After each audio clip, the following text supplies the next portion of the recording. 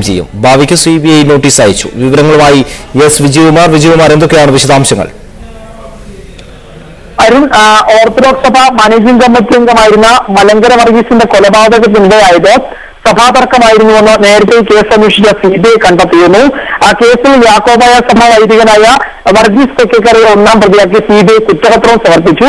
എന്നാൽ ഈ കേസിൽ ഉന്നതരുടെ ഇടപെടൽ ഉണ്ടായിട്ടുണ്ടെന്നും അത് പരിശോധിക്കപ്പെട്ടിട്ടില്ലെന്നും ചൂണ്ടിക്കാട്ടി കൊല്ലപ്പെട്ട വർഗീസിന്റെ ഭാര്യ എറണാകുളം CJM കോടതിയെ സമീപിക്കുകയായിരുന്നു.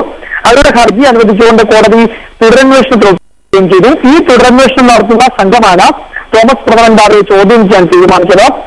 കഴിഞ്ഞ ദിവസങ്ങളിൽ ചില സാക്ഷികളുടെ മൊഴി ഈ CBI സംഘം ശേഖരിച്ചിരുന്നു.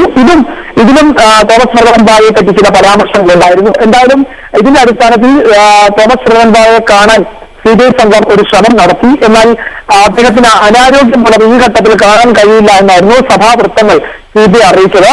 തുടർന്നാണ് നോട്ടീസ് നൽകി തോമസ് പ്രഥമൻ ബാബയെ ചോദ്യം ചെയ്യാൻ CBI തീരുമാനിച്ചിരിക്കുന്നത്. ഉടൻ തന്നെ അദ്ദേഹത്തിന് ഇത് സംബന്ധിച്ച് നോട്ടീസ് നൽകുമെന്നാണ് നമുക്ക് അറിയാൻ കഴിയുന്നത്. ഈ വിഷയം ഇന്ന് കോടതിയുടെ പരിഗണനയിൽ വന്നിരുന്നു. അന്വേഷണം പുരോഗമിക്കുകയാണെന്നും എല്ലാ വിവരങ്ങളും ഈ ഘട്ടത്തിൽ വെളിപ്പെടുത്താനാവില്ലെന്നും CBI കോടതി അറിയിച്ചിരുന്നു.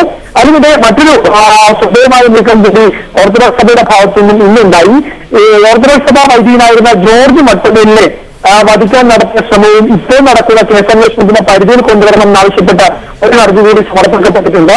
ഇതിൽ ഈ മാസം 31 വിശദമായി വാദം കേൾക്കാമെന്ന് കോടതി പറഞ്ഞു. മലങ്കര വർഗീസ് കൊല്ലപ്പെടുന്നതിന് മുമ്പായിരുന്നു ജോർജ് മട്ടുമേലിനെ വധിക്കാൻ ശ്രമം നടന്നത്. ഇതും സഭാതർക്കത്തിന്റെ ഭാഗമാണെന്നാണ് ആരോപണം. എന്തായാലും ഈ കേസ് അന്വേഷിക്കുന്ന CBI സംഘം വളരെ നിർണായകമായ ചില നീക്കങ്ങൾക്ക് തയ്യാറെടുക്കുന്നുവെന്നാണ് നമുക്ക് ഈ ഘട്ടത്തിൽ ലഭ്യമായിരിക്കുന്നത്. എസ് വിജയകുമാർ കൊച്ചിയിൽ നിന്ന്. എന്ത് വില കൊടുത്തും വൈദ്യുതി വാങ്ങി